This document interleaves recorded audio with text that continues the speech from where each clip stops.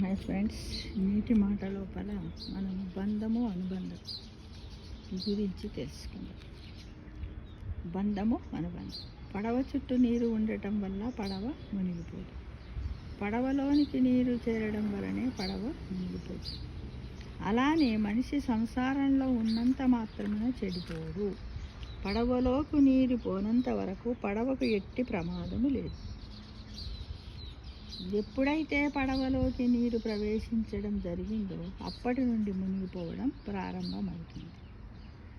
అంటే ఇక్కడ మనకు బౌద్ధిక శాస్త్రములో ఉన్నటువంటి ఒక సూత్రం కూడా ఇక్కడ ఉంది అన్నమాట.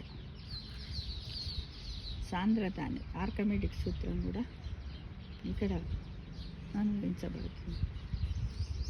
అలాగే సంసారం అందరి విషయాలను తనలోకి చేర్చుకోకుండా ఉన్నంత వరకు సంసారంలో ఉన్నా కూడా మనుషుడు ఉద్ధరింపబడగలడు. అయితే మితిమీరిన సంసారాలు బంధాలు ఏనాడైతే తనలోకి అనుమతిస్తాడో ఆనాటి నుండి తన పతనమునకు తానే దారులు సిద్ధపరిచిన వాడవుతాడు.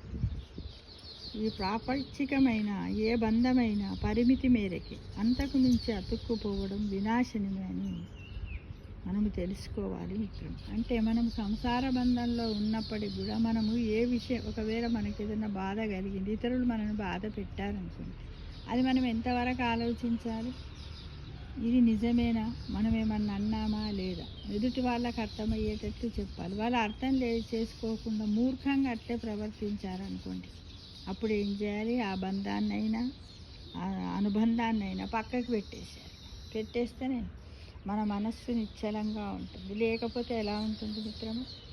పడవలోకి నీరు ఏ విధంగా వచ్చి పడవ మునిగిపోవడం అవుతుందో అదేవిధంగా మన సంసారము, మన మనస్సు, మన శరీరము, మన ఆత్మ, మన ఆయుష్ అన్నీ కూడా తగ్గిపోతుంది. కాబట్టి ఎంతవరకు ఉండాలో అంతవరకే ఉండాలి.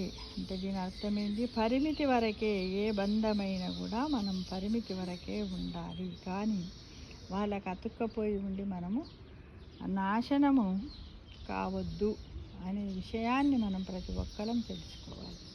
ఇలా బాధపడవలసిన పని లేదు. మనం ఎదుటి వాళ్ళని ప్రేమించినంత మాత్రాన వాళ్ళు మనల్ని ప్రేమించాలని ఏమీ లేదు మిత్రమా.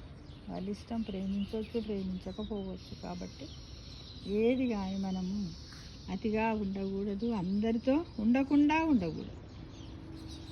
ఒక పరిమితి వరకే ఉంటే మనందరికి కూడా మంచి కలుగుతుంది మిత్రమా. ఇది నేటి సమాజంలో నడుస్తూ ఉన్నటువంటి బంధాలు, అనుబంధాలని నేనైతే నా ఒపీనియన్ ప్రకారం మీ ముందు ఉంచుతున్నాను. మీరేమంటారో కామెంట్ బాక్స్లో పెట్టండి మిత్రమా. సర్వే జన సుఖినో.